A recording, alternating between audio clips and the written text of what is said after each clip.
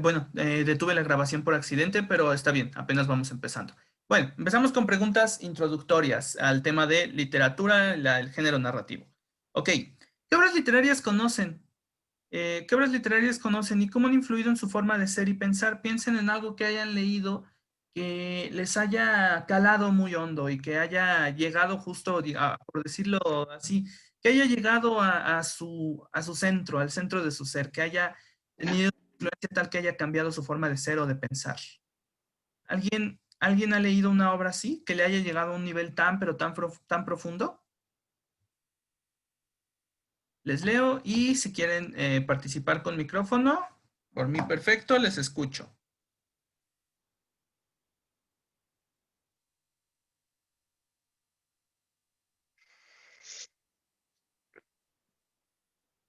O no nos gusta leer en general, o no hemos leído algo tan significativo.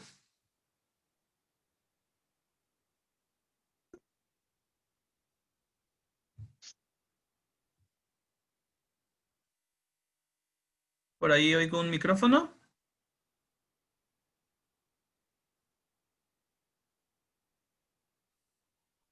¿no?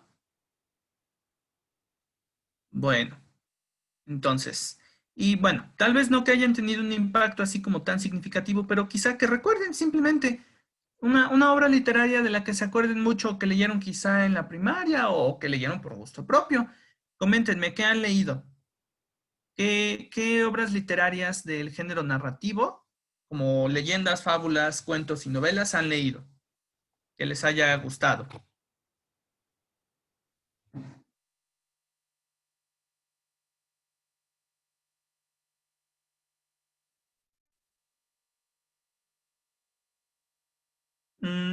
Habíamos mencionado el Así habló Zaratustra, ¿verdad? Bueno, esta obra es una obra es una obra muy compleja, porque, o sea, por un lado es literaria, pero por otro lado es filosófica, entonces es muy difícil de leer porque tiene como dos niveles, ¿no? Pero sí, sí es una obra que utiliza mucho, que precisamente utiliza mucho la narración. Cuando veamos filosofía, en un par de semanas más, no creo que la semana próxima. Sí, la semana próxima, cuando veamos filosofía, vamos a ver un poquito sobre en qué contexto se escribió el Así habló Zaratustra y cuáles son las ideas que trae y y cómo se relacionan con el resto de las ideas del autor, Friedrich Nietzsche, ¿vale? Nietzsche. Aquello de la voluntad de poder y la superación del hombre. Exactamente, el paso bueno, en esta obra Nietzsche dice que mediante la voluntad de poder, que es una especie de voluntad de crear a la vez y voluntad por decirlo así, voluntad de crearse a sí mismo, ¿vale? Voluntad de tomar el control de nuestra propia voluntad. A través de eso podemos llegar a ser superhombres, ¿no? Él usa el término superhombre, no en el sentido que conocemos de Superman, pero dice, es como superar las cosas, lo que creemos del ser humano y llegar a ser un superhombre. Y bueno, eso lo vamos a ver con detalle en filosofía. Pero sí, el Así habló Zaratustra es una novela bueno, no es una novela técnicamente, pero es un libro muy, muy impactante. Toma la forma de relatos, como de cierta manera entre proféticos, míticos, en voz de Zaratustra. Zaratustra fue un profeta de una religión antigua que se llamaba zoroastrismo. Entonces, ese es como que el contexto, un poquito el contexto. Lo podemos mencionar más en las clases de filosofía porque, bueno, para desarrollar bien las ideas de esa novela, o más bien de esa obra, pues tenemos que lidiar con conceptos filosóficos, ¿no? Muy bien. Ok, ahora, pero hablando un poco más de la literatura, de obras un poquito más hacia acá, hacia lo literario. ¿Qué elementos creen ustedes que debe tener una buena obra literaria? Una buena novela, un buen poema, un buen cuento. ¿Qué elementos creen ustedes que debe tener? ¿Cómo debe ser una buena obra literaria? ¿Cómo debe ser? ¿O qué debe generar en nosotros? ¿Qué nos debe comunicar? ¿Cómo debe estar escrita?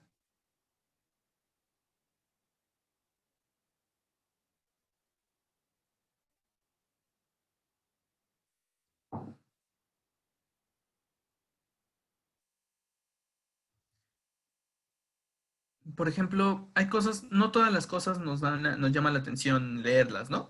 No todas las obras las queremos leer por igual. Hay unas que nos llaman más la atención que otras. Y sí hay mejores novelas que otras, ¿no? Hay novelas mejor contadas, quizá.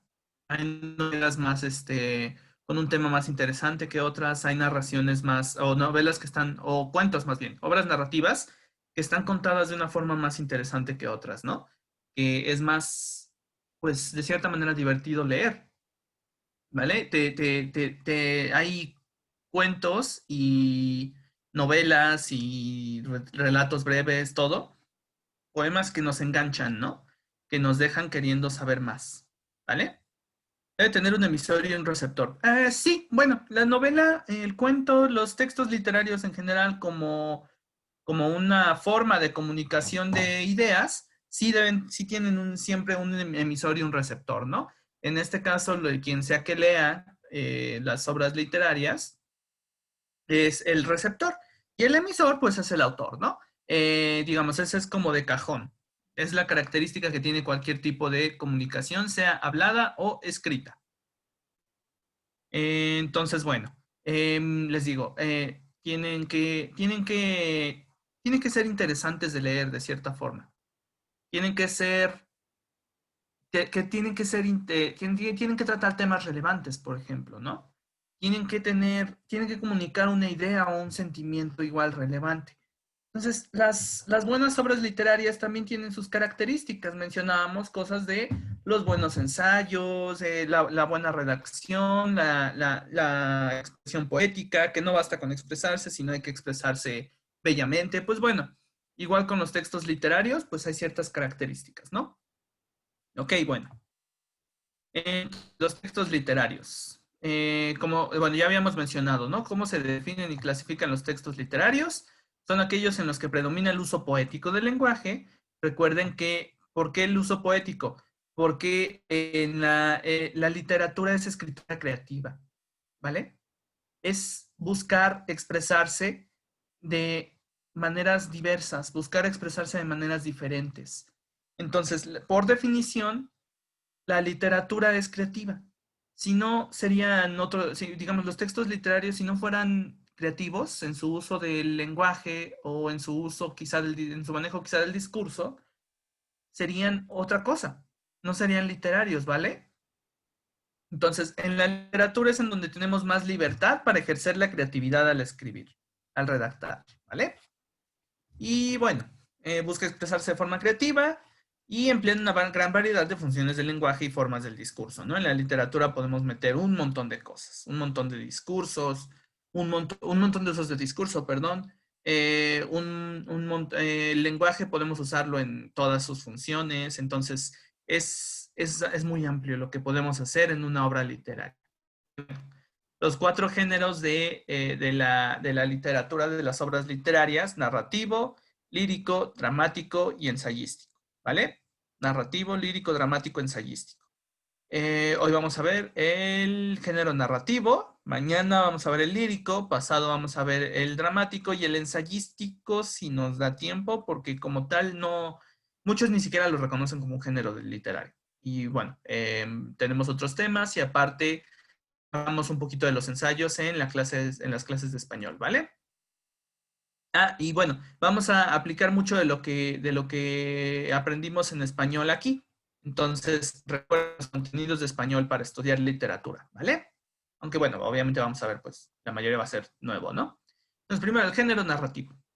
Bueno, básicamente la narración, acuérdense de que la narración es una forma del discurso. Básicamente la narración es relatar, ya sea de manera oral, así hablando, o con algún lenguaje no verbal, hechos reales o situaciones ficticias, ¿vale? O de manera escrita. De manera oral o escrita, relatar hechos reales o situaciones ficticias. Eso es narrar. Pero, ¿qué es lo que, o sea, bueno, cualquiera puede narrar, ¿no? Es decir, puede ser tan breve como una anécdota o tan larga como una novela. Entonces, técnicamente, si yo les cuento todo lo que hice el día de ayer, estoy manejando un discurso narrativo, estoy narrando, pero pues eso no es muy interesante, ¿no? Si yo les cuento mi día de ayer. O puede que sí, no sé. Depende de cómo lo cuente. Entonces, narrar el discurso narrativo es eso, básicamente, ¿vale? Tenemos... Bienvenida, Brenda. Estamos viendo literatura, el género narrativo. Recordemos los cuatro géneros de la literatura, bueno, de los textos literarios. Hoy vamos a empezar con el narrativo. Bueno, les decía sobre la narración. O sea, si yo les cuento, les puedo contar, por ejemplo, mi desayuno de ayer, porque hoy no he desayunado. Les cuento. Ayer me, me puse a cocinar un huevo con bla, bla, bla, ¿no? Pero pues eso no es muy interesante. ¿Qué es lo que hace literaria a una narración? ¿Qué es lo que la vuelve literatura? Lo que la vuelve arte, por decir. Ajá, pues sí, un arte, el narrar de cierta forma. Bueno, pues es la complejidad en el discurso que maneja, en cómo maneja el lenguaje, quizá en el mensaje, en la perspectiva que tiene el autor al crear una narración. Muchas cosas, ¿vale? Es decir, lo que hace interesante a la narración, pues es básicamente la complejidad y la creatividad, ¿vale? Entonces, bueno, en los textos literarios narrativos, pues usamos mucho, por ejemplo, las descripciones. Descripciones muy detalladas, muy vívidas y usando un lenguaje poético. Podemos describir personas, podemos describir situaciones, podemos describir lugares, podemos describir objetos. Pero en la literatura estas descripciones siempre están enriquecidas.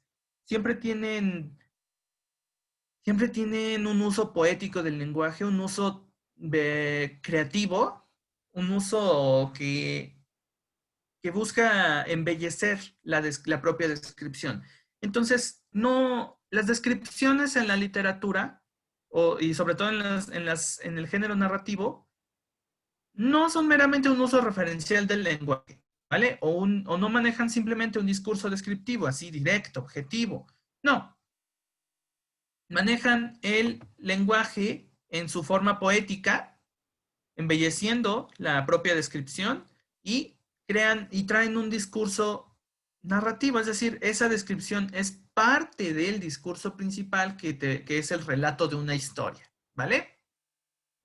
Entonces, bueno, la descripción de ambientes, la psicología de los personajes, es decir, sus sentimientos, sus historias de vida, sus motivaciones, sus creencias, ¿vale? Todo lo que traen los personajes metidos en la cabeza. Entonces, esto también lo podemos describir y podemos recurrir a toda esta psicología de los personajes para poder analizar de una forma más profunda las narraciones, ¿vale? Y bueno, el autor así es como comunica su mensaje, como lleva a cabo su intención comunicativa, ¿vale? Entonces, bueno, eso es una narración. Ahora, ¿cuáles son los elementos de cualquier narración? Sea del subgénero que sea. Bueno, de una narración, acuérdense, aquí en esta clase, cuando estamos hablando de narración, nos referimos a narración literaria, ¿vale? Porque no es lo mismo la narración que hay en una crónica periodística, por ejemplo, que una narración literaria. O la narración que puede haber en un reporte, no, pues sí, en un reporte de hechos, ¿no? En un parte a la narración literaria. Entonces, cuando decimos narración, es narración literaria. Bueno, el primer elemento, uno de los más importantes, el narrador, ¿vale? El narrador, o bueno, narradora también. El narrador, pues es básicamente la persona que relata los hechos. O sea, pues sí, ¿no? Fácil. Pero no solo debe relatar los hechos así contándolos, sino que debe situarlos en el tiempo y en el espacio, decir cuándo y dónde ocurrieron. Y por lo general el narrador ofrece su perspectiva, ofrece observaciones sobre esos hechos, ¿vale? Reflexiona sobre las cosas que van pasando en la historia. Y tenemos una clasificación pues, muy sencilla de narradores, de tipos de narrador, en primera persona y en tercera persona. Acuérdense de la gramática, de qué es la primera persona y qué es la tercera persona, ¿vale?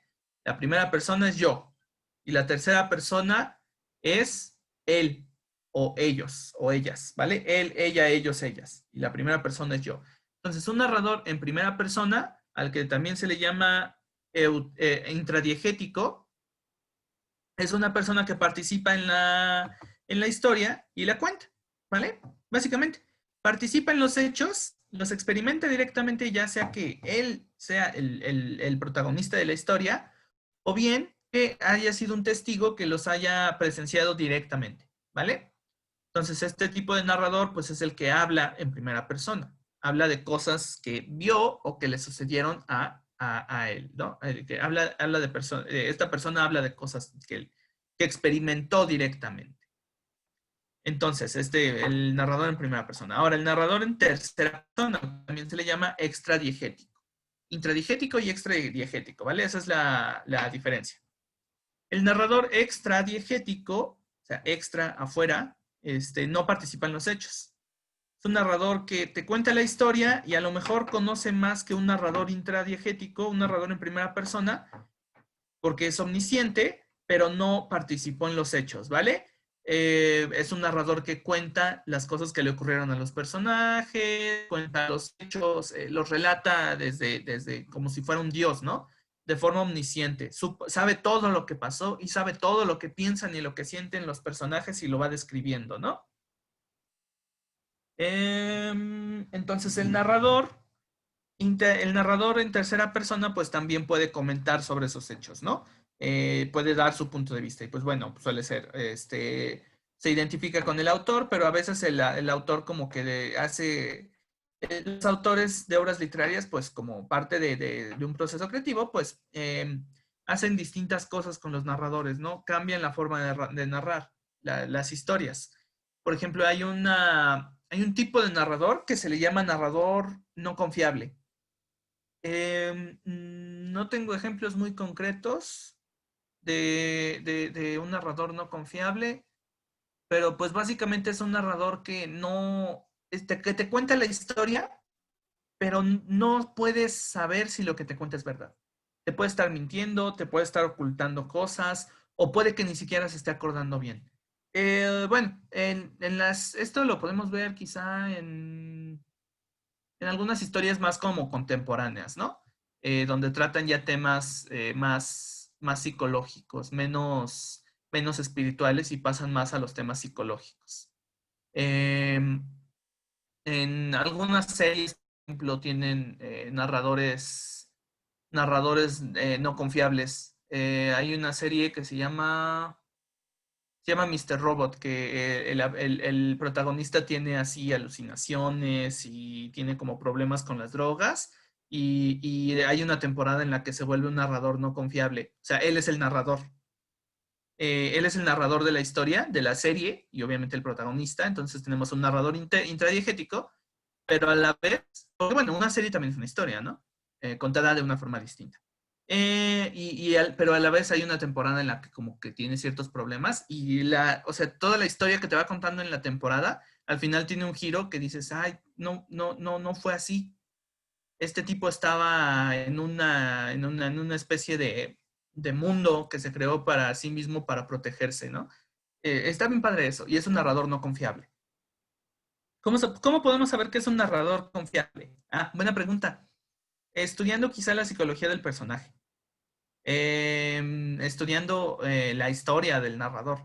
Y precisamente es un recurso literario que los autores pueden emplear para hacer que leamos el texto de una forma distinta. Ya me acordé. Hay un cuento ¿de quién era? De Charles Bukowski, donde él es el narrador, es un narrador en primera persona, un narrador intradiegético, y donde se pone a narrar aventuras que él tiene así como engrandeciéndose a sí mismo, ¿no?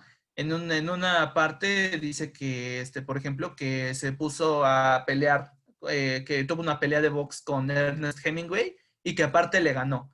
Y bueno, el contexto aquí es que Ernest Hemingway era un tipo así grandote, fuerte, se fue a participar en la Guerra Civil Española, no del lado fascista, sino del lado republicano.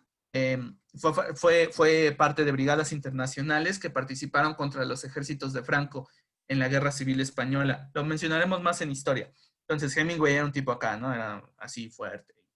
Y cazaba y se había ido a la guerra. Y Bukowski, pues era un tipo acá gordito, borrachito, y como muy cínico, ¿no? No era como que Hemingway era un idealista, hacía trabajo periodístico, participaba en movimientos revolucionarios, relataba movimientos revolucionarios, entonces Bukowski era un cínico, ¿no? Y en esa narración dice, ay, sí, narra cómo se puso a boxear con Hemingway y que le ganó, pero pues siendo Bukowski, siendo Bukowski, pues es un narrador no confiable, ¿no? Eh, o sea, no podemos, como que se puede usar, por ejemplo, para darle un sentido irónico a la narración o un sentido cínico, satírico, ¿no? Como ese cuento que les digo. O se puede usar para ilustrar quizá una situación o una situación muy fuerte, o para hacernos identificar con el personaje, como el personaje que les digo de esa serie. Entonces, pues sí, ¿cómo podemos saber que es un narrador confiable? La mayor parte de los autores suelen usar un narrador confiable, y normalmente cuando leemos una historia confiamos en el narrador. Y eso es lo interesante, ¿no? Que cambia nuestra forma de leer, porque normalmente cuando leemos una narración confiamos en quien la está contando. Pero, chin, hay ciertas instancias en donde a fuerzas el autor nos dice, a ver, espérate, ¿confías de verdad en este narrador? ¿Confías en lo que te está diciendo? Y si no confías, ¿por qué? ¿Por qué no confías? O sea, nos fuerza a nosotros a reflexionar y a meternos de una forma más profunda en la historia que estamos leyendo. ¿Vale? Entonces, estas son las principales características del narrador y los tipos de narrador que tenemos. Y les digo, o sea, la literatura siendo creativa, pues tiene muchas formas de expresarse, ¿no? Y todo lo cambia. Incluso existe técnicamente dos tipos más de narrador. Metadiegético, que es una mezcla entre un narrador en primera persona y en tercera persona. Es un narrador que es testigo de los hechos, pero que no los experimentó directamente. Entonces es alguien que está dentro de la historia, pero no se sabe toda la historia. No es el narrador omnisciente del narrador en tercera persona, no es extradiegético y omnisciente, no sabe todo, pero tampoco es el protagonista. Entonces es un narrador que tiene información de cierta manera parcial, que no sabe todas las cosas. Y así nos cuenta la historia desde su perspectiva, desde la perspectiva de un testigo que no tiene toda la historia, ¿no? Incluso hay textos que pueden tener múltiples narradores.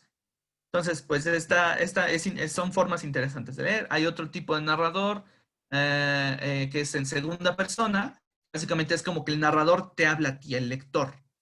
Te habla de ti o habla de ustedes como si como si el narrador de la obra literaria nos estuviera hablando directamente a nosotros. Pero eso es, digamos, ¿no? Casi no se usa. Pero técnicamente existe, ¿vale? Entonces, bueno, hasta aquí alguna duda, algún comentario, algo que les haya causado curiosidad o que quieran comentar.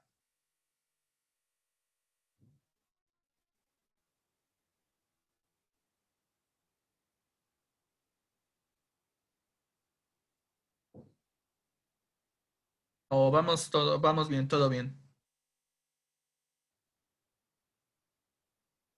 bien, perfecto. Bueno, espero haber respondido a tu pregunta, Brenda. Ok, bueno, ejemplos. Vamos a ver dos ejemplos de narrador. El primero, que bueno, ya habíamos visto este cuento, un fragmento. Antes les menciono, les voy a poner una carpeta de Google Drive con todos los materiales, tanto de español como de literatura, o sea, todos los materiales que vayamos acumulando, las presentaciones, los textos, lo que sea, van a ir en esa carpeta, ¿no? Para que no tenga que estarles mandando los archivos individualmente a WhatsApp y que no les llene de memoria su teléfono o que no los tengan que estar buscando entre la conversación, pues mejor les mando el enlace a una carpeta y esa carpeta se va a ir actualizando, ¿vale? Va a ser una carpeta de Google Drive. Y bueno, ya ahorita ya tengo todos los materiales de español ahí, me parece. Entonces, se las comparto nada más, ¿vale? Al final de la clase. Bueno, entonces el cuento que vimos de Axolotl de Julio Cortázar, eso obviamente vimos un fragmento y ahora vamos a ver otro fragmento y el cuento completo lo pueden encontrar en la carpeta, ¿vale? Entonces dice, hubo un tiempo en que yo pensaba mucho en los axolotl. Iba a verlos al acuario del jardín de Plant y me quedaba horas mirándolos, observando su inmovilidad, sus oscuros movimientos. Ahora soy un axolotl. Es el párrafo inicial de este cuento. Axolotl de Julio Cortázar. Y fíjense en la conjugación. Hubo un tiempo en el que yo pensaba, iba a verlos, me quedaba horas mirándolos, ¿vale? Ahora soy un... Entonces, es en primera persona, ¿vale? El narrador es en primera persona, entonces la forma como habla es en primera persona, conjugando los verbos con la persona yo. Pero fíjense en este otro ejemplo, el almohadón de plumas de Horacio Quiroga. Creo que si nos da tiempo, vamos a leerlo hoy como ejemplo de cuento. Dice, Alicia fue extinguiéndose en su delirio de anemia, agravado de tarde, pero que remitía siempre en las primeras horas. Durante el día no avanzaba su enfermedad, pero cada mañana amanecía lívida, en síncope casi. Fíjense en el uso de los verbos, ¿no? En la persona verbal. Alicia, ella, fue extinguiéndose. O sea, no te lo está contando Alicia, sino que lo está contando un narrador. Nos está contando qué le pasó a uno de los personajes, Alicia. Que remitía siempre en las primeras horas. Durante el día no avanzaba su enfermedad, pero cada mañana amanecía lívida en 5 pecados. Entonces, ella fue extinguiéndose. Ella, bueno, el delirio remitía siempre. Durante el día, el delirio no avanzaba, pero cada mañana ella amanecía lívida.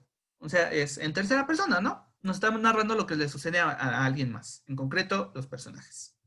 Entonces, dos ejemplos de narrador, en primera persona y en tercera persona. Y, por ejemplo, este narrador de arriba, pues es el propio Cortázar. El propio Cortázar nos está contando su experiencia, entonces es un narrador intradiegético. Participa directamente en la historia porque literalmente nos está contando su historia, literalmente es su historia, ¿no? Y abajo Quiroga es un narrador en tercera persona, un narrador omnisciente, porque nos está contando una situación ficticia que no le sucedió a él, ¿vale? O bueno, tal vez no le sucedió lo que cuenta en el cuento, pero tal vez vivió algo similar. Sin embargo, la situación es ficticia, ¿vale? Y lo interesante del primer cuento, el de Cortázar, es que pues narra hechos reales de sus visitas al zoológico mientras vivía en París, cuando vio a los axolotl por primera vez, a los ajolotes, pero él empieza a meter elementos quizá de que no son completamente factuales, ¿no? O sea, que no son completamente cosas físicas, cosas de hecho. Porque pues la literatura no se debe encerrar solamente en narrar hechos reales. Entonces, eso es lo interesante, ¿no? Una es ficticia y otra está quizá basada en experiencias reales del autor, pero introduciendo elementos ficticios, introduciendo reflexiones de un carácter filosófico o quizá incluso espiritual, ¿vale? Ok, entonces eso respecto al narrador. Otro de los elementos de cualquier narración, personajes. Tiene que tener personajes. Los personajes son quienes desencadenan los hechos narrados, o sea, son quienes llevan la acción, quienes avanzan la historia, ¿vale? Podemos conocerlos, es decir, a veces a los personajes, ¿cómo sabemos cómo son los personajes? Bueno, a lo mejor el autor nos lo describe, descripciones, a lo mejor en las cosas que dicen, en diálogos y monólogos, sabemos cómo piensan, ¿vale? Entonces vamos conociendo a los personajes a través de la propia historia. Conocemos su carácter, por ejemplo, cómo son cobardes, son valientes, su característica moral, son buenos, son honrados o son mezquinos, son traidores, no lo sé. Todo eso lo vamos conociendo a través de la propia narración, ¿vale? La psicología de los personajes. Y bueno, clasificamos a los personajes en principales y secundarios. Los principales, pues encontramos al protagonista o protagonistas de la historia y pues son precisamente, cuyas acciones hacen progresar la historia, ¿no? Sin ellos la historia no avanza. Y a los personajes secundarios que apoyan o le dan información importante para que haga lo que quiere o tiene que hacer, ¿vale? Entonces, pues, ¿quiénes son estas personas que están en la imagen y de qué obra son personajes? Está muy fácil.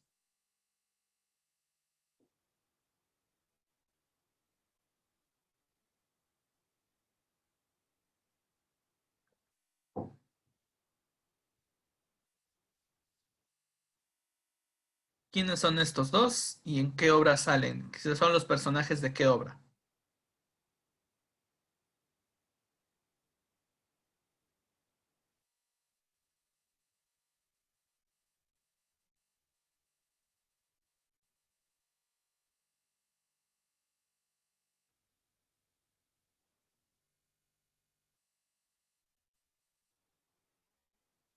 ¿O ni idea?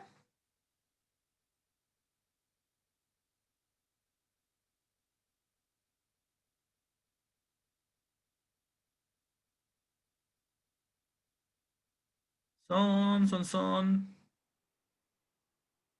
un caballero español y su leal escudero. Ujú, Don Quijote y Sancho Panza, exactamente. Son los protagonistas de la obra Don Quijote de la Mancha. Ahora, uno podría decir, bueno, Don Quijote es el protagonista y Sancho Panza es el personaje secundario. Pero muchas de las cosas que pasan en el Quijote no pasarían sin Sancho Panza. Entonces, quizás se puede hablar como que sí, el principal es Don Quijote, el protagonista, pero Sancho Panza es un personaje también, aunque secundario, es un personaje importante, ¿no? Bueno, a veces también se suele clasificar a los personajes en secundarios y en incidentales, o sea, principales, secundarios e incluso incidentales. Es decir, o sea, obviamente el principal es el protagonista y los que se le ponen, los que se anteponen en su camino, los antagonistas, y el secundario es quien apoya, los secundarios son quienes apoyan ya sea al protagonista, al antagonista o que dan cierta información relevante, y los incidentales, pues son los que pues, por ahí aparecen así mencionados y nomás hacen algo no muy relevante, ¿no? Entonces, digamos, los ordenamos en grados de importancia. Principales, secundarios e incidentales. Ok. Entonces, bueno. Bueno, hay novelas en las que quizá tenemos bastantes protagonistas, más de un protagonista. Digo, novela, bueno, narraciones. Pero por lo general suele darse en las novelas, no tanto en los cuentos o en otro tipo de narraciones, ¿vale? Entonces sí, pues el Don Quijote, Don Alonso Quijano, Don Quijote, es el protagonista de la novela de Cervantes, Don Quijote de la Mancha, el ingeniero Hidalgo Don Quijote de la Mancha. Y Sancho Panza, pues es el que es el personaje secundario quizá, pero no es un personaje, no por eso deja de ser un personaje importante, ¿no? Entonces, bueno, personajes. Y bueno, como les digo, el narrador puede ser uno de los personajes. Y también se pueden hacer cosas muy creativas con los personajes. Se puede contar la historia desde la perspectiva de diversos personajes, sobre todo en las novelas, ¿no? O sea, que un capítulo sea desde la perspectiva de uno, otro sea desde la perspectiva de otro, y la perspectiva múltiple de muchos personajes sea lo que a nosotros como lectores nos cuente la historia completa. Puede ser, hay muchas formas de escribir narraciones, ¿verdad? Muchas formas de narrar historias en la literatura, ¿vale? Muy bien. Los más elementos de la narración, la acción, las acciones, acción o la trama, ¿vale? Bueno, la trama.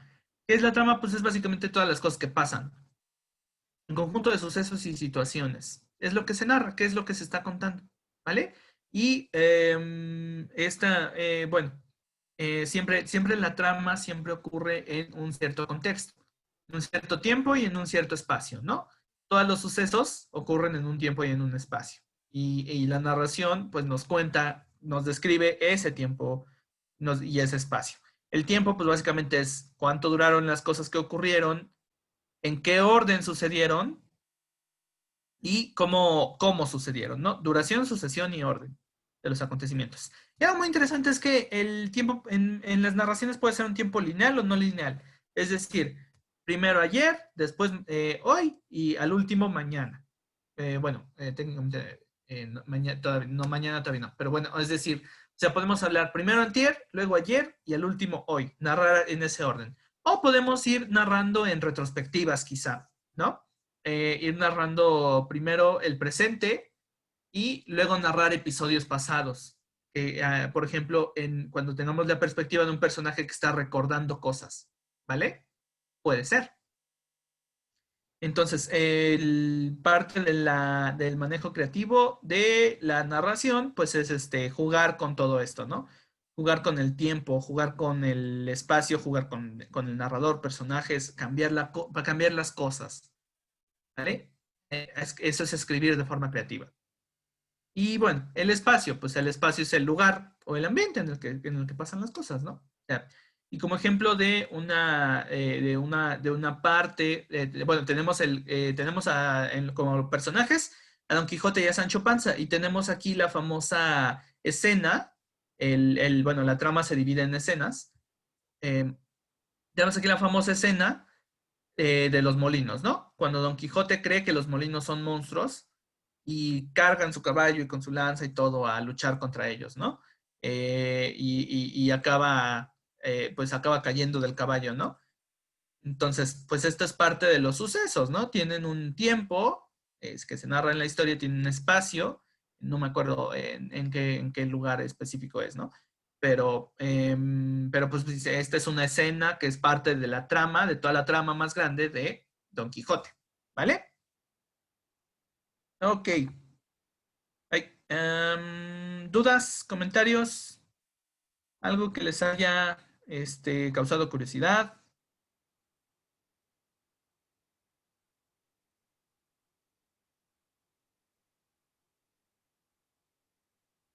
Oh, todo bien. También si relacionan, también coméntenme si relacionan algo de lo que hemos visto con quizá historias que ustedes hayan leído o historias que hayan visto en películas o en series. Si algo de esto les suena con cosas que hayan leído, con historias que hayan ustedes escuchado o leído. O por ahora no hay comentarios. Porque recuerden, las narraciones pues también las podemos encontrar en el cine, ¿no? O en la televisión. Que bueno, no todas tienen la misma calidad, pero pues hay buen cine con buenas narraciones.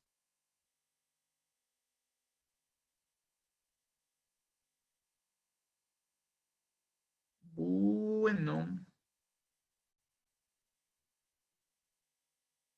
suena como que no hay comentarios por ahora. Ok, bueno, seguimos con el género narrativo. Ahora vamos a ver los subgéneros narrativos. ¿Cuáles son los subgéneros narrativos? Los subgéneros narrativos, bueno, ya mencionamos que el género narrativo de la literatura se divide en cuatro. Se divide en fábulas, leyendas, bueno, sí, quizá no se divide más bien, sino que abarca subgéneros de narraciones, ¿no? Tipos de narraciones. Y entre estas encontramos la fábula, la leyenda, el cuento y la novela. ¿Vale? Que son, digamos, las más relevantes que vamos a comentar hoy. Se pueden clasificar quizá más, como las crónicas o las biografías, autobiografías. Muchas obras literarias son autobiografías, memorias de los propios autores, ¿vale? Entonces, pues también entran dentro del género narrativo. Son un subgénero, la autobiografía. Las memorias de los autores, las crónicas. Por ejemplo, ¿cómo se llama este señor? Salvador Novo, un autor mexicano que escribió muchas crónicas sobre la vida en la Ciudad de México.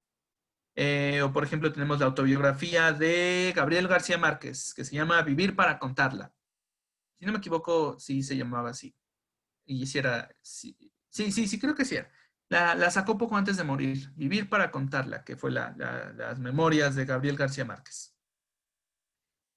Bueno, las fábulas. Bueno, las fábulas todos quizá estamos familiarizados con qué es una fábula, ¿no? Un relato pues, relativamente corto que al final incluye una lección moral. A esta lección moral pues, se le llama moraleja, ¿vale? ¿A qué me refiero con lección moral? Pues una lección quizá de valores, ¿no? O una reflexión sobre cierto comportamiento, o una reflexión quizás sobre nuestra forma de ser o pensar, ¿vale? Entonces, pues conocemos mucho las fábulas clásicas de Esopo, ¿no? Por ejemplo, eh, todas estas de la liebre y la tortuga, cuál era? El cuervo y su queso o algo así, que son narraciones cortitas que emplean a animales con características humanas para dar lecciones morales, ¿no? Por ejemplo, la liebre y la tortuga. Bueno, ¿Qué características tiene la liebre? Que es rápida. ¿Qué características tiene la tortuga? Que es lenta. Pero, o sea, las liebres y las tortugas pues no tienen características morales, ¿no? Más bien ahí crean un paralelismo les dan características humanas, ¿no? A la liebre le dan la característica de que como es muy rápida, es muy confiada, y a la tortuga que como es muy lenta y todo le cuesta más, pues que es muy trabajadora, ¿no? Entonces, pues tenemos aquí un ejemplo de algo que se llama prosopopeya, que es darle características humanas a objetos o animales. Entonces, a través de la prosopopeya, la fábula usa mucho este recurso. em, la fábula nos cuenta su historia y nos entrega su moraleja, ¿no? Porque a lo mejor, porque a lo mejor necesita simplificar un poco la lección, o porque quizá si los protagonistas fueran humanos, pues no tendría la misma fuerza, ¿no? No sabemos. Ok, entonces las fábulas. Ahora, las leyendas. Bueno, las leyendas son narraciones de carácter un poquito más tradicional, son cuentos quizá populares, o surgen de cuentos populares, y pues a menudo incluyen elementos sobrenaturales o místicos quizá, ¿no? Y bueno, también conocemos muchas leyendas, ¿no? Y hay muchos compilados de leyendas tradicionales mexicanas, ¿no? Y bueno, todas las culturas tienen sus propias leyendas. Eh, Les recomiendo quizá sobre este punto el libro de Bruno Traven, Canasta de Cuentos Mexicanos, ¿vale? Y bueno, les digo, las leyendas son de carácter tradicional porque las leyendas, al igual que los mitos, pero los mitos no los vamos a estudiar tanto porque los mitos no suelen tener una forma escrita, eh, tienen un origen oral, es decir, un origen hablado. Son historias que se contaban de padres a hijos, de generación en generación, se contaban de forma oral, y quizá así es como lograron sobrevivir, ¿no? Y llegar quizá a nosotros en un formato escrito. Ok, entonces, fábulas y leyendas. Entonces, un ejemplo de fábula. Vamos a leer un pequeño cuento. Por cierto, si quieren leer historias interesantes que les llamen a la reflexión y que sean muy cortas, así literal, tan cortas que las puedan leer en 5 minutos, les recomiendo cualquier cosa escrita por Augusto Monterroso. En una de las clases anteriores mencionábamos el cuento, pues uno de los cuentos más cortos de toda la literatura, que fue El dinosaurio, ¿no? Y mencionábamos, bueno, intentábamos interpretar un poquito de cuál era el sentido de este cuento tan corto, ¿no? Bueno, aquí tenemos otro ejemplo de narración cortita de Monterroso. La oveja negra. Y vamos a ver por qué es fábula. Entonces, vamos a leerla. Bueno, voy a leerla. Porque como está cortita, pues la podemos leer aquí. Dice, en un lejano país existió hace muchos años una oveja negra. Fue fusilada. Un siglo después, el rebaño arrepentido le levantó una estatua ecuestre que quedó muy bien en el parque. Así, en lo sucesivo, cada vez que aparecían ovejas negras, eran rápidamente pasadas por las armas para que las futuras generaciones de ovejas comunes y corrientes pudieran ejercitarse también en la escultura. Fin. Esta es toda la narración. Ahora, ¿quién me puede decir por qué es una leyenda? ¿Por qué cuenta como leyenda y no como, digo, perdón, por qué cuenta como fábula y no como quizá otro tipo de narración? ¿Por qué no podemos, o sea, por qué no podemos, bueno, que técnicamente es un cuento, un microcuento, ¿no? Pero porque este microcuento es a la vez una fábula.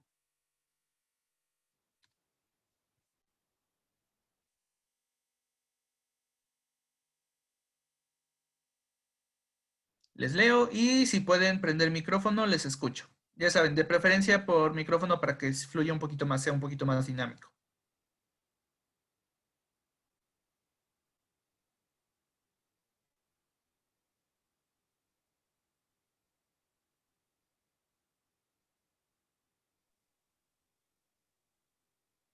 En todas estas, bueno, en las lecturas que vamos a hacer necesito, digamos, que sean ustedes quienes reflexionen, ¿vale? Que sean ustedes quienes interpreten.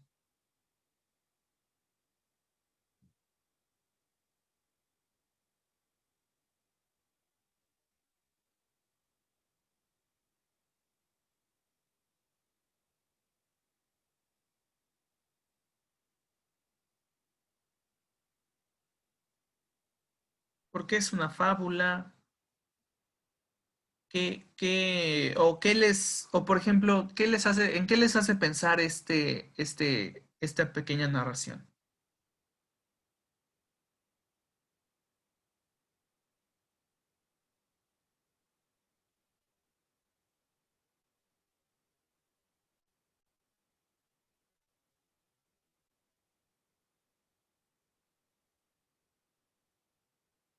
Exactamente, muy buena respuesta, porque en la fábula los animales tienen características humanas, esa es una característica, muy bien, de la propia fábula.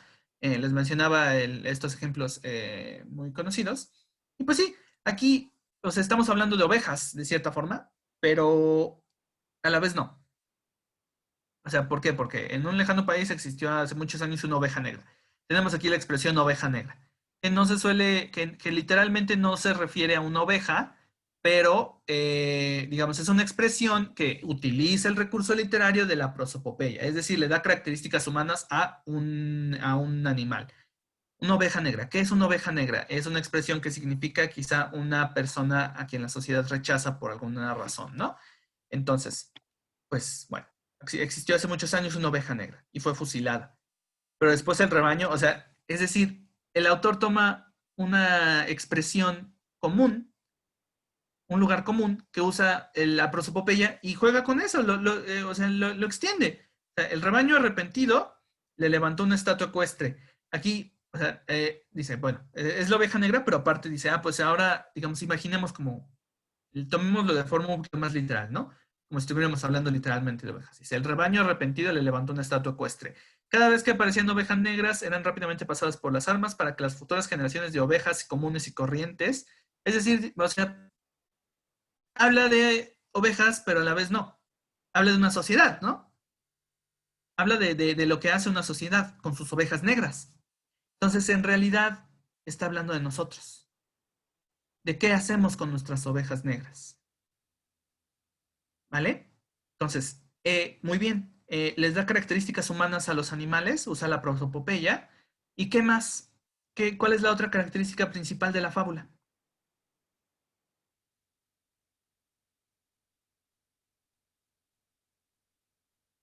Bueno. Bueno, sí, sí, sí, díganme, díganme. Deja una enseñanza, exactamente. En este caso, como es una fábula quizá un poquito más crítica, un poquito más, quizá un poquito más mordaz, pues la moraleja no es como tal una lección de cómo debemos ser, cómo debemos actuar. Más bien es una reflexión sobre cómo somos y lo que hacemos, ¿vale? Ahora, vamos a analizarlo un poquito más. Una oveja negra. Sabemos todos lo que significa esta expresión, ¿no? Pero ahora fíjense en cómo maneja quizá el autor otros recursos. Dice, el rebaño arrepentido le levantó una estatua ecuestre. ¿Qué es una estatua ecuestre? Las estatuas ecuestres son estas estatuas en donde las personas importantes salen montando a caballo que le dan un aire de grandeza, ¿no? De una dignidad enorme, que es una persona que hizo grandes cosas. ¿Y por qué está a caballo? Porque a caballo viaja, a caballo lideraban los reyes y los generales, ¿no? Entonces, como de que, es una persona muy importante que lideró, que hizo grandes cosas, ¿no? Pero si pensamos un poquito en el contexto, ¿cómo sería una estatua ecuestre de una oveja? Ahí como que nos mete ruido, ¿no? O sea, ¿cómo le haríamos una estatua? ¿Cómo haríamos una estatua de una oveja montando a caballo? O sea, no podemos tomarnos literalmente que esté hablando de ovejas, pero a la vez, como está siguiendo esa prosopopeya, nos queda algo ridículo, ¿no? Levantarle una estatua ecuestre a una oveja. Es algo ridículo, ¿no? porque pues una oveja sobre un caballo pues es algo, algo absurdo, ¿no? Entonces está jugando un poquito con esta imagen, ¿vale? Y que quedó muy bien en el parque. Pero ahora fíjense, en lo sucesivo, dice, en lo sucesivo cada vez que aparecían ovejas negras eran rápidamente pasadas por las armas. Es decir, que ya se hace con intención, ¿no? Pero al final aplica una ironía muy buena, ¿no? Dice, para que las futuras generaciones de ovejas comunes y corrientes pudieran ejercitarse también en la escultura. Esto también de cierta manera es absurdo, ¿no? Es decir, ¿por qué fusilar a un miembro de una sociedad solo para que después los escultores aprendan a a hacerle esculturas, ¿no? Es irónico, es también absurdo, ¿no? O sea, es absurdo dispararle a las personas para después hacerles monumentos. Y eso es precisamente el punto de la fábula. El absurdo de matar pues sí, de pasar por las armas, de fusilar, de matar o de eliminar, aunque no sea matar de forma literal, de eliminar a ciertas personas, quizás revolucionarias o quizá visionarias, para después hacerles estatuas. Cuando en vida los rechazamos y literal, ¿no? Los pasamos por las armas. Piensen en Federico García Lorca, por ejemplo, uno de los grandes autores de España, a quien reconocen en todas las ciudades, quizás, bueno, no tal vez no todas las ciudades, ¿no? Pero o sea, es una de las grandes figuras de la literatura en español y es una de las grandes figuras de España, sin dudarlo. O sea, todos quizá conocen al menos de nombre a Federico García Lorca. Pero ¿cómo murió Federico García Lorca? Federico García Lorca murió fusilado. Murió fusilado por el ejército de Franco, por soldados del ejército de Franco, de los fascistas españoles. Y tiempo después se le honró como uno de los grandes autores de la literatura española, pero en su tiempo no fue nadie para evitar su fusilamiento. Piensen quizá, ¿quién más? ¿Quién más podemos dar de ejemplo? Bueno, Lorca es el ejemplo más literal de cómo, de lo que habla esta fábula, ¿vale? Entonces habla precisamente de esa reflexión, de cómo somos como sociedad, matamos a las personas que buscan hacer un cambio para luego hacerles estatuas. Y por eso abajo el comentario irónico es, pareciera que solo los matamos para hacerles estatuas, para practicar la escultura. Cosa que es ridícula, pero como tal, no es como que nos esté diciendo ridiculeces porque sí, Monterroso. Nos está diciendo una ridiculez, comentando sobre una ridiculez que nosotros hacemos. Algo absurdo que nosotros hacemos, ¿vale? Entonces, fíjense la profundidad que puede tener una narración tan corta, si la analizamos con sus elementos narrativos, ¿vale? Y bueno, y cuenta pues con todos los elementos de una narración, ¿no? Personajes, bueno, aquí quizá los personajes no son tan claros, pero pues tenemos a las ovejas negras y a la sociedad de ovejas, ¿no? Al rebaño. Quizá aquí el protagonista es el rebaño de ovejas. Tenemos el tiempo y el lugar. En un lejano país y hace muchos años, ese es el contexto que necesitamos, ¿no? No importa dónde, es un lejano país hace muchos años.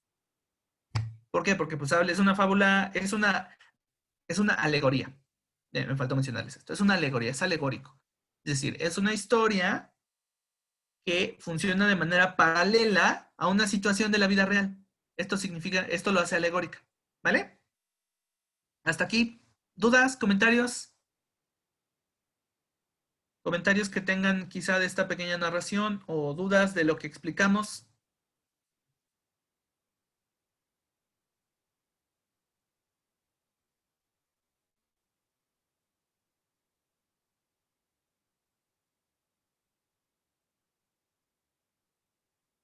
Parece que no. Bueno. Eh, Entonces, bueno, les diría que les paso el texto completo, pero este es el texto completo. Sí, pero si alguna vez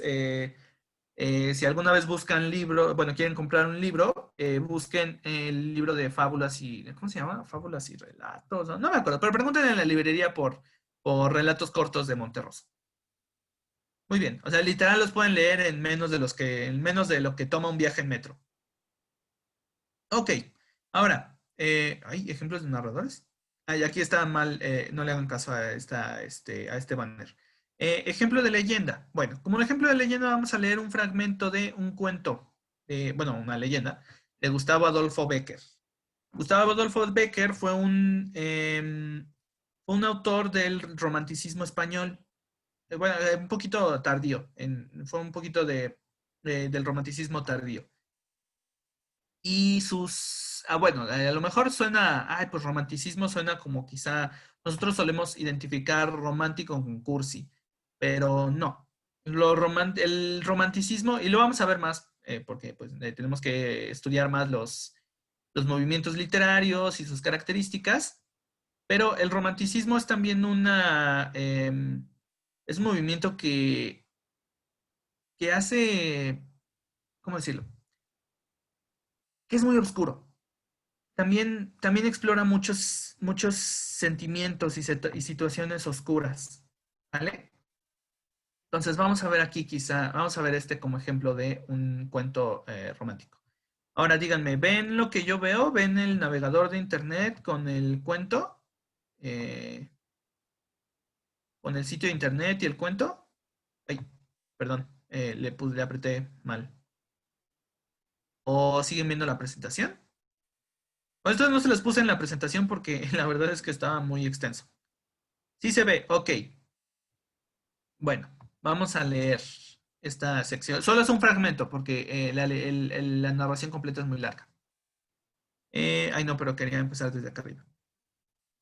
Eh, ay, ¿dónde quería? ¿O si era? Como. No, sí, sí era abajo. Ok, bueno, fragmento. La catedral estaba sola, completamente sola, y sumergida en un silencio profundo. No obstante, de cuando en cuando se percibían como unos rumores confusos, chasquidos de madera tal vez, o murmullos en el viento, o quién sabe, acaso ilusión de la fantasía que oye y ve y palpa en su exaltación lo que no existe.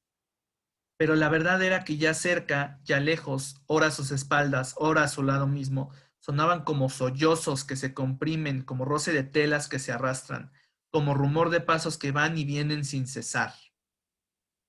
Pedro hizo un esfuerzo para seguir en su camino. Llegó a la verja y subió la primera grada de la capilla mayor. Alrededor de esta capilla están las tumbas de los reyes, cuyas imágenes de piedra con la mano en la empuñadura de la espada parecen velar noche y día por el santuario, a cuya sombra descansan todos por una eternidad. Adelante, murmuró en voz baja, y quiso andar y no pudo. Parecía que sus pies se habían clavado en el pavimento. Bajó los ojos y sus cabellos se erizaron de horror. El suelo de la capilla lo formaban anchas y oscuras losas sepulcrales. Por un momento creyó que una mano fría y descarnada le sujetaba en aquel punto con una fuerza invencible. Las moribundas lámparas que brillaban en el fondo de las naves como estrellas perdidas entre las sombras, oscilaron a su vista, y oscilaron las estatuas de los sepulcros y las imágenes del altar, y osciló el templo todo con sus arcadas de granito y sus machones de sillería. Adelante, volvió a exclamar Pedro, fuera de sí, y se acercó a Lara, y trepando por ella, subió hasta el escabel de la imagen. Todo alrededor suyo se revestía de formas quiméricas y horribles. Todo era tinieblas y luz dudosa, más imponente aún que la oscuridad. Solo la reina de los cielos, suavemente iluminada por una lámpara de oro, parecía sonreír tranquila, bondadosa y serena en medio de tanto horror. Sin embargo, aquella sonrisa muda e inmóvil que le tranquilizara un instante, concluyó por infundirle temor, un temor más extraño, más profundo que el que hasta entonces había sentido. Tornó empero a dominarse. Cerró los ojos para no verla. Extendió la mano con un movimiento convulsivo y le arrancó la jorca de oro, piadosa ofrenda de un santo arzobispo, la jorca de oro cuyo valor equivalía a una fortuna. Ya la presea estaba en su poder. Sus dedos crispados le oprimían con una fuerza sobrenatural. Solo restaba huir con ella, pero para esto era preciso abrir los ojos. Y Pedro tenía miedo de ver la imagen, de ver los reyes de las sepulturas, los demonios de las cornisas, los endriagos de los capiteles, las fajas de sombras y los rayos de luz que, semejantes a blancos y gigantescos fantasmas, se movían lentamente en el fondo de las naves, pobladas de rumores temerosos y extraños. Al fin abrió los ojos, tendió una mirada, y un grito agudo se escapó de sus labios. La catedral estaba llena de estatuas, estatuas que, vestidas con luengos y no vistos ropajes, habían descendido de sus huecos y ocupaban todo el ámbito de la iglesia y lo miraban con sus ojos sin pupila. Santos, monjas, ángeles, demonios, guerreros, damas, pajes, cenobitas y villanos le rodeaban y confundían en las naves, se rodeaban y confundían en las naves y en el altar. A sus pies oficiaban, en presencia de los reyes, de hinojos sobre sus tumbas, los arzobispos de mármol que él había visto otras veces inmóviles sobre sus lechos mortuorios. Mientras que arrastrándose por las losas, trepando por los machones, acurrucados en los doseles, suspendidos de las bóvedas, pululaban como los gusanos de un inmenso cadáver todo un mundo de reptiles y alimañas de granito, quiméricos, deformes, horrorosos. Ya no pudo resistir más. Las sienes le latieron con una violencia espantosa. Una nube de sangre oscureció sus pupilas. Arrojó un segundo grito, un grito desgarrador y sobrehumano, y cayó desvanecido sobre el ara. Cuando al otro día los dependientes de la iglesia le encontraron al pie del altar, tenía aún la jorca de oro entre sus manos, y al verlos aproximarse, exclamó con una estridente carcajada: ¡Suya! ¡Suya! El infeliz estaba loco. La leyenda se llama La Jorca de Oro de Gustavo Adolfo Bécquer. Ok, ¿por qué es leyenda? ¿Y qué les pareció? Como qué les comunica? ¿Qué sentimiento les comunica?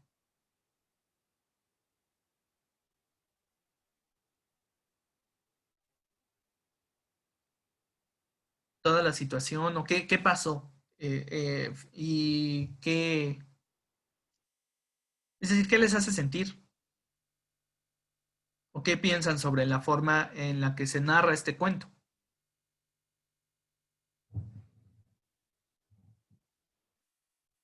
Ah, bueno, contexto.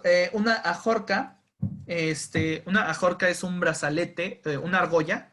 Es una argolla que puede ser un brazalete o que puede ir en el tobillo, ¿vale? Entonces, pues lo que quiere robar el protagonista Pedro es una ajorca de oro de una virgen en una catedral, ¿no? Se supone que la leyenda va pasando de generación en generación. Originalmente, de forma, digamos, original. Pero aquí tenemos una leyenda contada por el propio autor, por el propio Becker. Y bueno, pero sí, se trata de una historia un poco como tradicional. ¿Por qué? Porque esta historia tiene lugar durante una fiesta popular religiosa en la ciudad de Toledo, en España, ¿vale? Si pueden, bueno, es corto, entonces yo creo que sí, sí, tiempo sí hay. Lean el cuento completo. Está el enlace en la presentación. Lean el cuento completo para que vean mejor cómo ilustra toda la situación. No solo lo que vimos ahora, sino todo, que les comunique por completo todo el contexto, ¿vale? Entonces, pero bueno, aún con el contexto quizá reducido que tenemos aquí, ¿qué les cuenta esta narración? ¿Qué les hace sentir? ¿O qué pasó?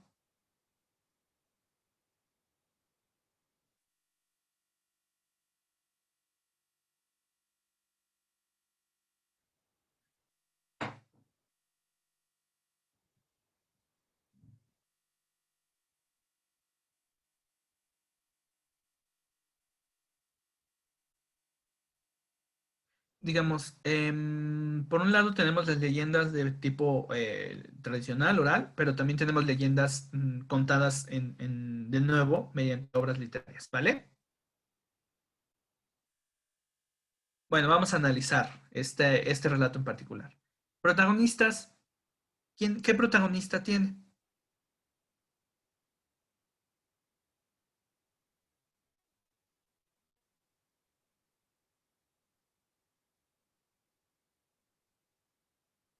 ¿Cómo se llama nuestro protagonista? Pedro, exactamente, porque, digamos, es la única persona que se menciona por nombre, por lo menos en este fragmento, ¿no? ¿Cuál es el espacio en el que ocurre esta escena?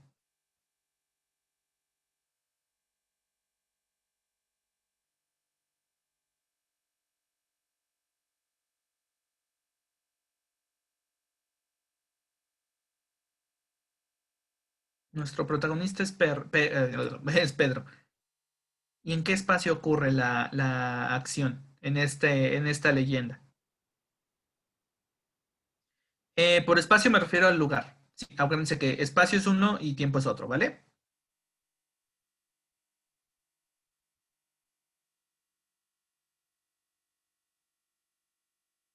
Una iglesia, exactamente. Una iglesia, una catedral, ¿no? Pero ahora, bueno, si leemos el resto de la narración, se refiere a una catedral en específico. La Catedral de Toledo, ¿vale? De la ciudad de Toledo en España. Es una catedral de estilo gótico, pero sí, pues sí, una catedral de estilo gótico, o sea, una catedral de estilo como medieval, ¿no? Si han visto el jorobado en Notre Dame, por ejemplo, la Catedral de Notre Dame en París también tiene un estilo gótico. Y bueno, lo interesante aquí es que la arquitectura gótica pues tiene muchos, en sus remates, menciona por ahí los capiteles, por ejemplo, tiene figuras, ¿no? Como gárgolas, como figuras como de tipo reptiles, ¿no? Y aparte tiene muchas estatuas de piedra de santos, reyes, etcétera, etcétera, ¿no? Entonces, todo esto, fíjense en que toda esta descripción del lugar, de todo esto, todas estas estatuas de santos y todos estos gárgolas de demonios y de otras series, bueno, no tanto demonios, pero quizá de criaturas como, pues como extrañas, ¿no? Es parte de lo que le da el ambiente tétrico a esta narración, ¿no? Porque es una catedral, pero ¿qué es lo que pasa con Pedro? Que al intentar robar la alforja de oro de la Virgen, es decir, ese brazalete de oro que de la Virgen, hace que vuelvan a la vida todas estas figuras. Entonces, aquí lo vemos de una forma muy vívida, precisamente de una forma muy literal.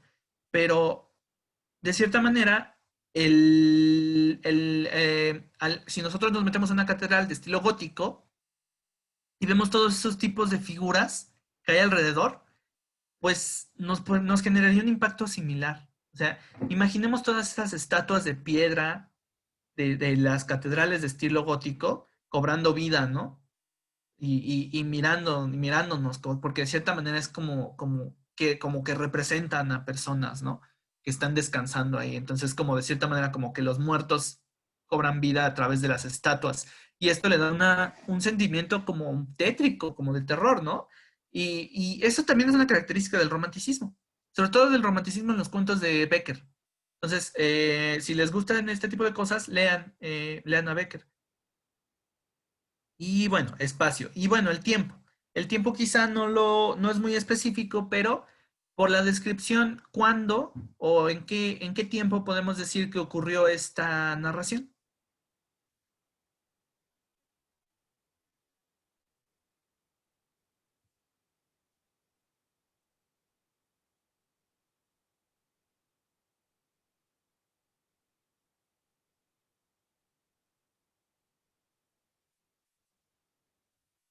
Como por la Edad Media. No tanto, un poquito después. Becker es un autor del siglo XIX, entonces escribe la historia en su propio contexto, en su propio tiempo histórico. Pero sí, bueno, el tiempo histórico es uno, pero además el tiempo, literal, el tiempo del día. ¿En qué tiempo del día ocurre esta historia?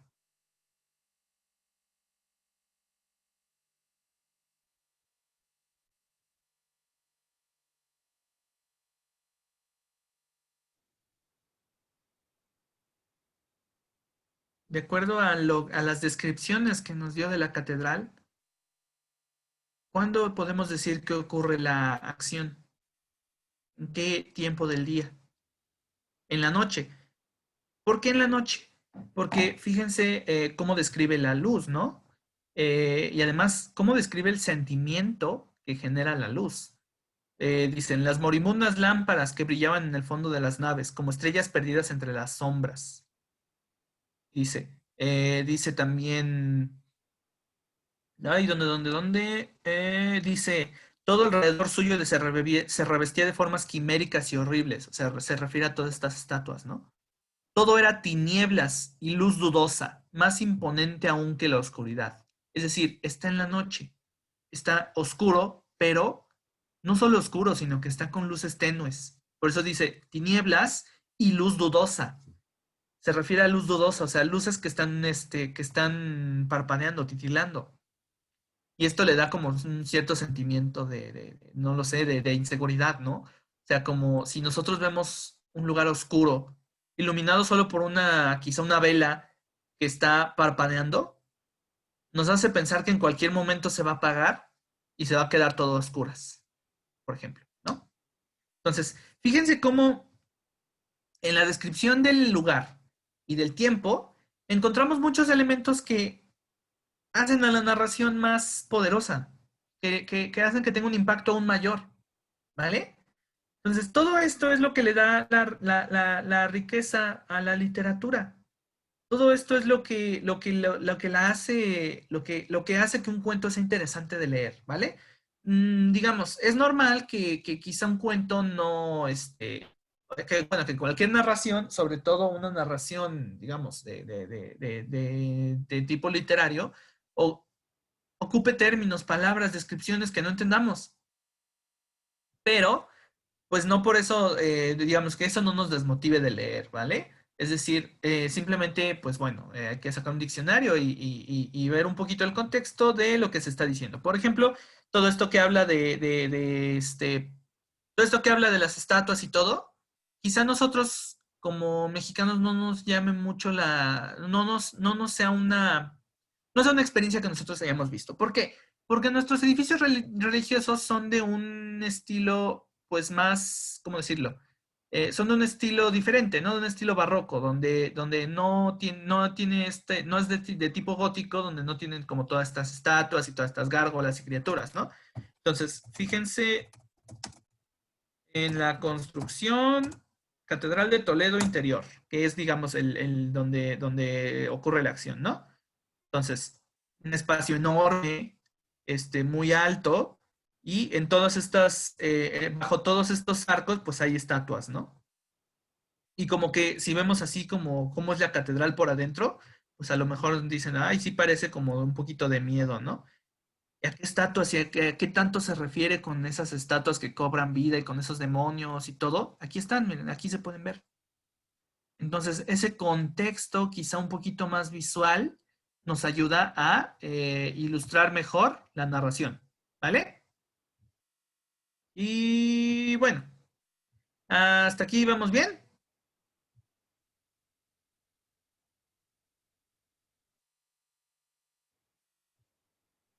Digamos, todo esto le da riqueza a la narración. Toda la descripción, no solo se trata de de contar lo que hicieron los personajes y ya. Así como que este tipo fue y quiso robar y luego se espantó y no. O sea, la narración se trata más de la creatividad al describir, ¿vale? Déjenme corregir aquí rápido esto. Y bueno, díganme si hay comentarios o lo que sea. ¿Y les gustó esta narración? ¿Qué tal la de Monterroso? ¿Les gustaron? Ay, ¿dónde quedó el zoom? Aquí quedó. Muy bien. Bueno, aquí en la presentación tienen el enlace para que lean el cuento completo y una versión narrada. Esta versión narrada es mejor que como yo la narré. Está más padre esta versión en un video de YouTube. Ok, muy bien. Entonces. Aquí ya podemos ver cómo, aunque sean fábulas y leyendas, cuando están escritas de forma literaria, tienen mucha más profundidad, ¿no? Ok. Ahora, los textos literarios, seguimos con el tema, pero ahora vamos a ver los otros dos tipos de textos narrativos. El cuento y la novela. Entonces, bueno, ¿cuál es la principal diferencia entre un cuento y una novela? Pues su extensión. La novela es más larga. Pero no solo eso. La novela se puede dar el lujo de tener más complejidad. La novela puede ser más, puede incluir más elementos. Puede narrar la historia de una forma no lineal, puede tener más de un protagonista, como poníamos el ejemplo de Rayuela, puede ser que se lea en cualquier orden, ¿no? Que no tenga una estructura definida, sino que sea una narración, sí, completa, pero cuyos fragmentos, cuyas escenas se pueden leer en cualquier orden, ¿no? Una novela puede tener varias perspectivas, puede manejar tiempos diversos, es decir, podemos estar leyendo un capítulo que tenga lugar en un tiempo y el siguiente capítulo da un salto hacia adelante en el tiempo. O el siguiente capítulo da un salto hacia atrás, ¿no? O en un capítulo estamos leyendo quizá una situación un poco más actual que le está sucediendo a un personaje y en el siguiente capítulo empieza narrando quizá una leyenda que tiene relevancia para la historia, ¿no? No lo sé. Todo esto, digamos, son ejemplos como muy generales de todo lo que puede hacer una novela en toda su extensión. Por razones que, pues, son obvias. No podemos aquí poner, leer una novela, pero ustedes pueden aplicar quizá lo que hemos visto aquí a la hora de analizar, ¿no? Alguna novela que quieran leer. Por ejemplo, Cien años de soledad, ¿no? Que siempre va, sí, es decir, el protagonista o la protagonista de la novela es la familia Buendía, ¿no? No es como tal cada uno de sus miembros por separado o individualmente, sino en general, es la historia de la familia Buendía. No es el coronel Aureliano Buendía, por ejemplo, ¿no? Es toda la familia. Y la historia se narra a través de un montón de tiempo, ¿no? Y narra a la vez la historia del lugar, de Macondo. Entonces todo ese tipo de cosas se pueden hacer en una novela, porque su mayor extensión permite que tenga mayor complejidad. ¿Ok? Y bueno, el cuento, por otra parte, pues como es más cortito, tiene que tener una estructura definida. ¿Cuál es su estructura? A lo mejor ya la conocen. Planteamiento, nudo, desenlace. ¿Vale? Entonces, planteamiento. Bueno, aquí el planteamiento nos dice solo la información necesaria, lo que tenemos que saber para que después pase todo lo demás, ¿no? Quizá en el planteamiento nos dicen que sea el tiempo y el espacio en donde ocurren las cosas. Y nos presentan a los personajes principales, quizá, ¿vale? El nudo. El nudo ya es el momento más complejo, el momento donde está, pues, por decirlo así, la carnita, ¿no? Donde se continúa el planteamiento, pero donde además se crea quizá un conflicto, ¿no? Por eso se llama nudo. Porque donde se crea un conflicto, donde el protagonista se encuentra quizá con un problema, o donde se encuentra con una situación que tiene que quizá superar, o donde quizá se encuentra con algo que lo hace cambiar, ¿no? No necesariamente algo que superar, porque no todas las narraciones tienen esa estructura, pero bueno, el nudo es básicamente donde sucede lo interesante, ¿no? Y por último, el desenlace, que es cuando se resuelven los conflictos que se plantean en el nudo. Donde llegamos a la conclusión del cuento, ¿no? Donde llegamos al final y vemos qué fue lo que pasó. Por ejemplo, en el cuento de Becker que leímos el desenlace, leímos cómo terminó la historia, pero nos falta el planteamiento. Bueno, yo se los conté, la Catedral de Toledo, el robo de la Jorca, pero ¿por qué quiso esta persona robar la Jorca? ¿Fue por dinero o por un motivo más noble? Si quieren saber más de la historia completa, lean o escuchen el cuento completo, ¿vale? Y bueno, el nudo tampoco lo vimos en su complejidad, nada más como que lo mencionamos. Pero por ejemplo, regresemos al cuento de Monterroso. Me pasé. El cuento de Monterroso. ¿Cuál es su planteamiento?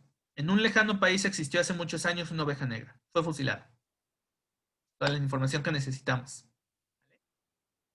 Y nos cuenta el tiempo, nos cuenta el espacio, y nos cuenta la situación inicial. Una oveja negra hace muchos años que fue fusilada.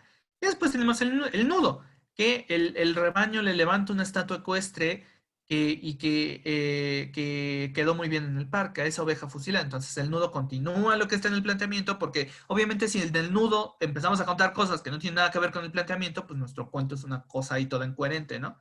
Incoherente, ilógica, no sabemos, o sea, son dos historias en una y eso no tiene sentido. Entonces, al último tenemos el desenlace. Cada vez que aparecían ovejas negras eran rápidamente pasadas por las armas, para que las futuras generaciones de ovejas comunes y corrientes pudieran ejercitarse en la escultura. El desenlace. ¿Cómo terminó la historia? Pues que la sociedad de ovejas acabó haciendo lo mismo, el rebaño acabó haciendo lo mismo para hacerles más estatuas a las ovejas que mataba, fusilaba. ¿Vale?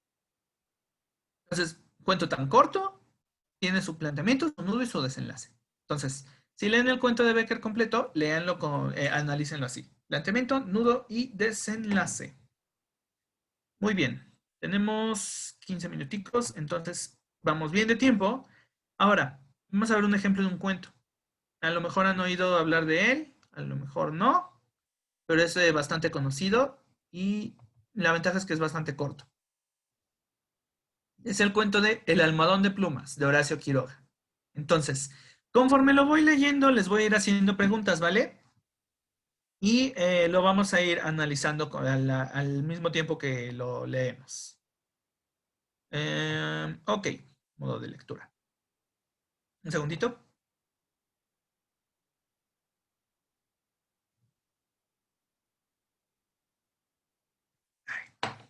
Este cuento también va a estar en la carpeta de Drive para que lo lean, lo vuelvan a leer ustedes. Ok, El almohadón de plumas, Horacio Quiroga. Su luna de miel fue un largo escalofrío. Rubia, angelical y tímida, el carácter duro de su marido heló sus soñadas niñerías de novia. Lo quería mucho, sin embargo, a veces con un ligero estremecimiento, cuando volviendo de noche juntos por la calle, echaba una furtiva mirada a la alta estatura de Jordán, mudo desde hacía una hora. Él, por su parte, la amaba profundamente, sin darlo a conocer. Durante 3 meses, se habían casado en abril, vivieron una dicha especial. Sin duda hubiera ella deseado menos severidad en ese rígido cielo de amor, más expansiva e incauta ternura, pero el impasible semblante de su marido la contenía siempre. La casa en que vivían influía un poco en sus estremecimientos. La blancura del patio silencioso, frisos, columnas y estatuas de mármol producía una otoñal impresión de palacio encantado. Dentro, el brillo glacial del estuco, sin el más leve rasguño en las altas paredes, afirmaba aquella sensación de desapacible frío. Al cruzar de una pieza a otra, los pasos hallaban eco en toda la casa, como si un largo abandono hubiera sensibilizado su resonancia. En ese extraño nido de amor, Alicia pasó todo el otoño. No obstante, había concluido por echar un velo sobre sus antiguos sueños y aún vivía dormida en la casa hostil, sin querer pensar en nada hasta que llegaba su marido. No es raro que adelgazara. Tuvo un ligero ataque de influenza que se arrastró insidiosamente por días y días. Alicia no se reponía nunca. Al fin una tarde pudo salir al jardín, apoyada en el brazo de él. Miraba indiferente a uno y otro lado. De pronto, Jordán, con honda ternura, le pasó la mano por la cabeza, y Alicia rompió enseguida en sollozos, echándole los brazos al cuello. Lloró largamente todo su espanto callado, redoblando el llanto a la menor tentativa de caricia. Luego los sollozos fueron retardándose, y aún quedó largo rato escondida en su cuello, sin moverse ni decir una palabra. Entonces, ¿qué parte del cuento es esta? Bueno, fácil, ¿no? El planteamiento. Pero ¿qué nos plantea? Espacio, tiempo, personajes. Díganme.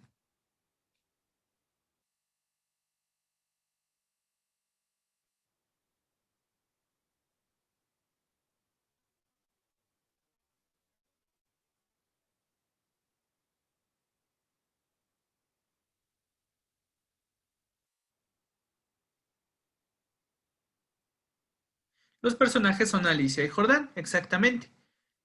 Aunque aquí la protagonista es Alicia. Exactamente. Digamos, los principales son Alicia y Jordán, la protagonista es Alicia. Muy bien. Pues ya tenemos nuestros personajes. Ahora, ¿cuál es el espacio y cuál es el tiempo?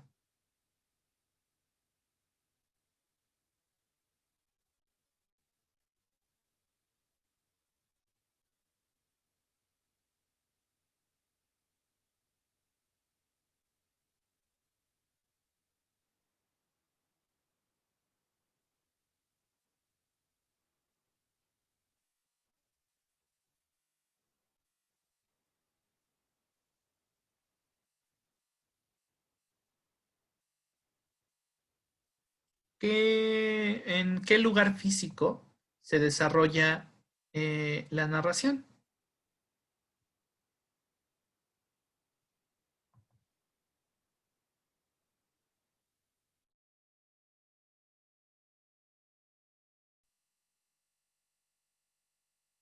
¿Y en qué tiempo?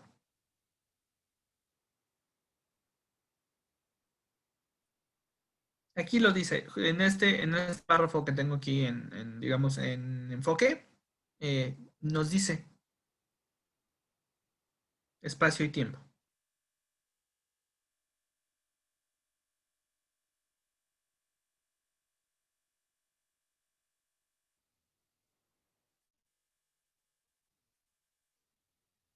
¿En dónde y cuándo?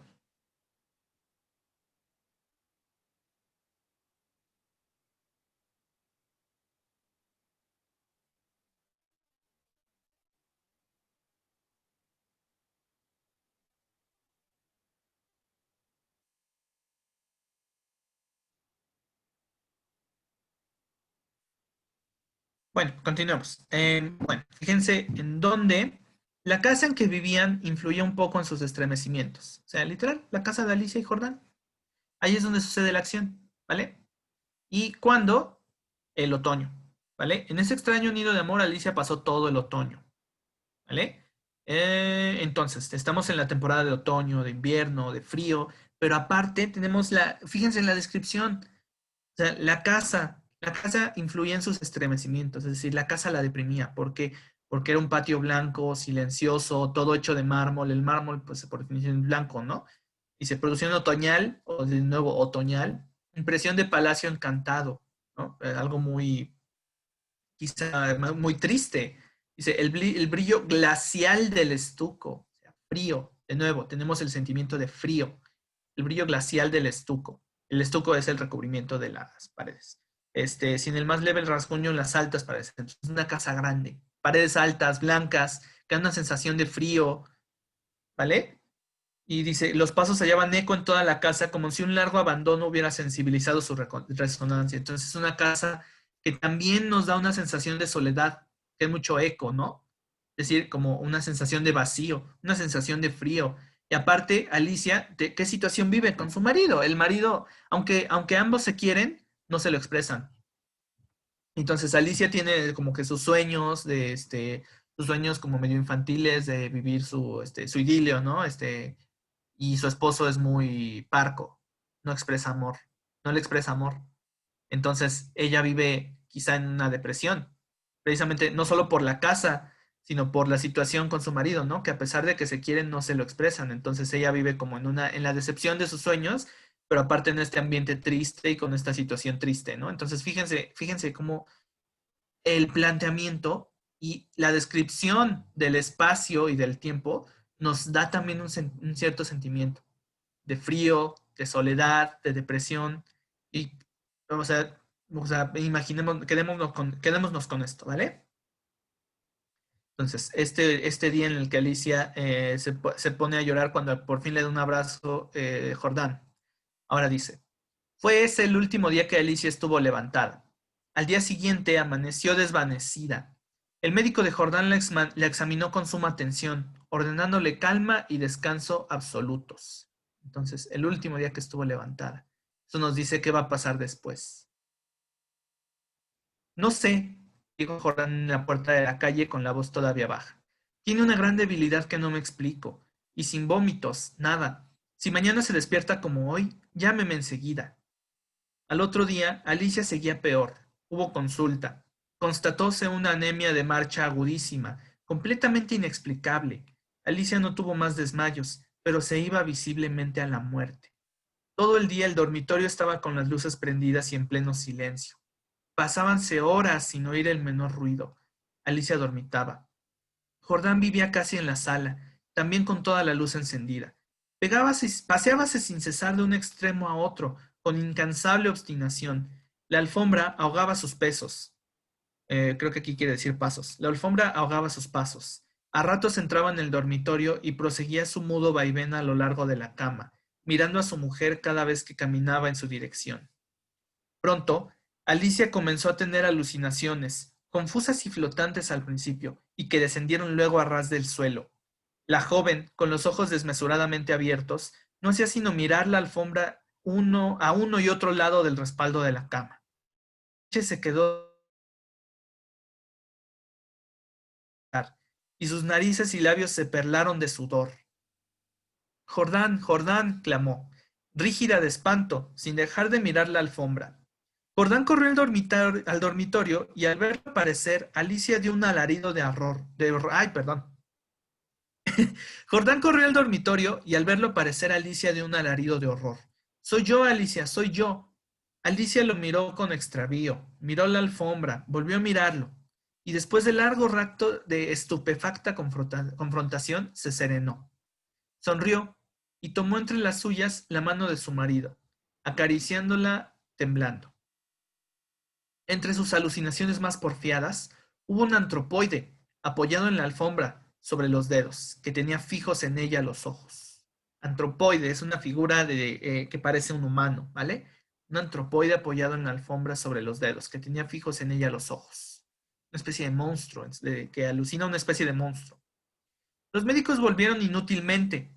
Había ahí, delante de ellos, una vida que se acababa, desangrándose día a día, hora a hora, sin saber absolutamente cómo.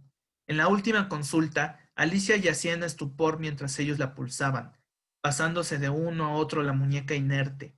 La observaron largo rato en silencio y siguieron al comedor. Se encogió de hombros desalentado su médico. Es un caso serio. Poco hay que hacer.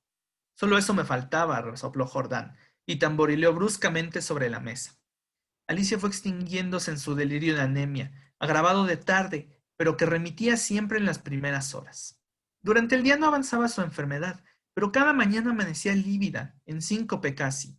Parecía que únicamente de noche se le fuera la vida en nuevas alas de sangre. Tenía siempre al despertar la sensación de estar desplomada en la cama con 1.000.000 de kilos encima. Desde el tercer día, este hundimiento no la abandonó más. Apenas podía mover la cabeza. No quiso que le tocaran la cama, ni aun que le arreglaran el almohadón.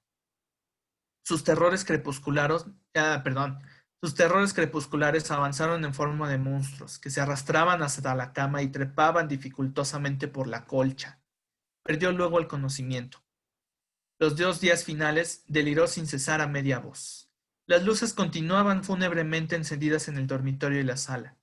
En el silencio agónico de la casa no se oía más que el delirio monótono que salía de la cama y el rumor ahogado de los eternos pasos de Jordán. Entonces tenemos el nudo. ¿Qué nos dice el nudo? Nos dice que Alicia enfermó, ¿vale? Nos dice que enfermó, pero además que los médicos no saben cómo. Y nos describe cómo fue la enfermedad, o sea, nos describe como todo lo que pasaba, ¿no?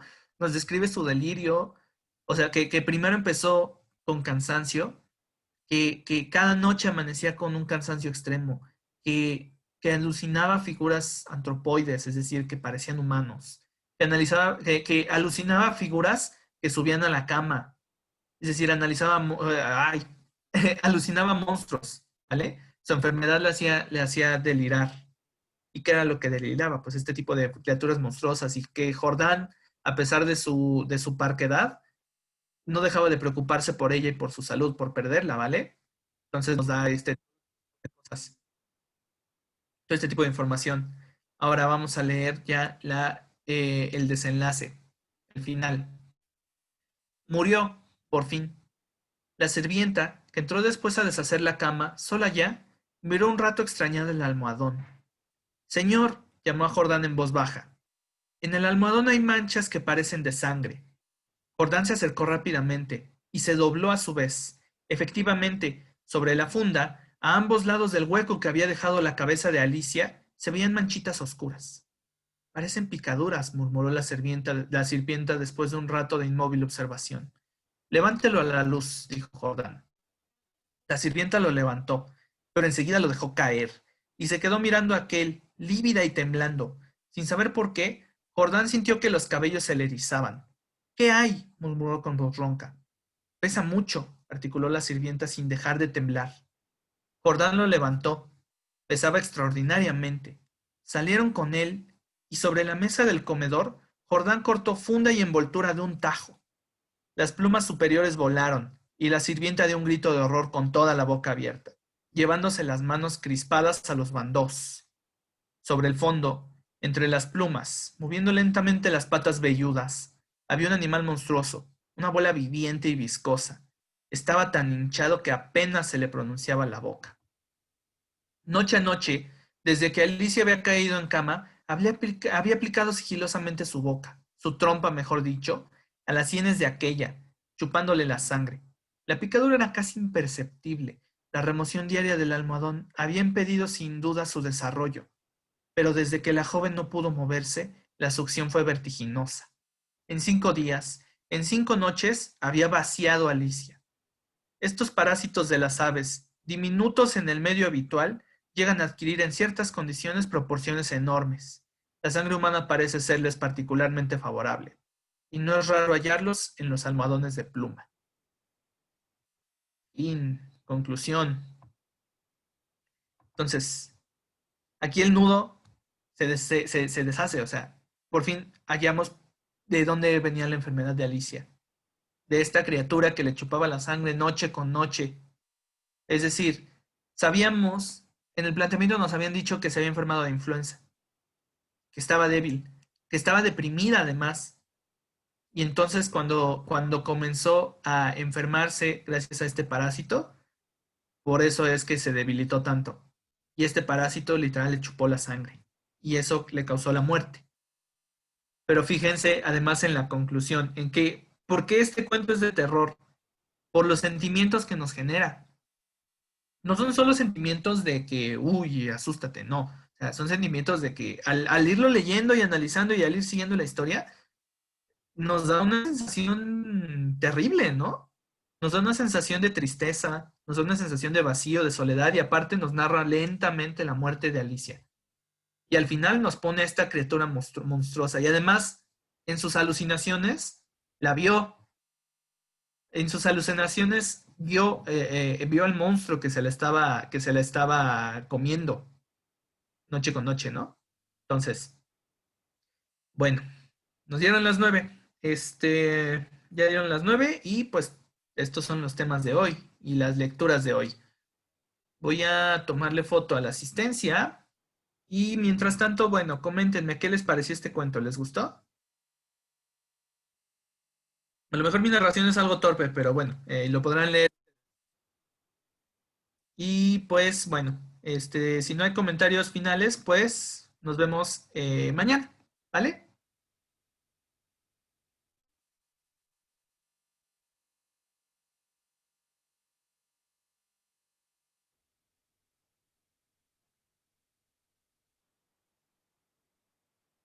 Y